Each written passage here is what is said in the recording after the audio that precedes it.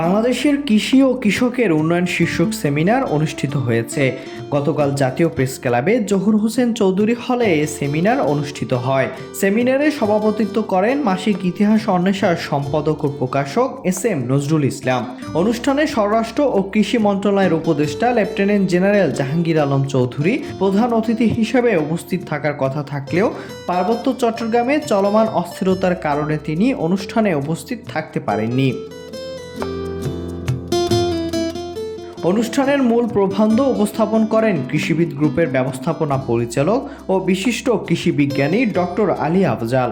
বৈষম্য বিরোধী ছাত্র আন্দোলনের শহীদ ও আহতদের প্রতি শ্রদ্ধা ও কৃতজ্ঞতার সাথে স্মরণ করার মাধ্যমে তিনি তার বক্তব্য শুরু করেন।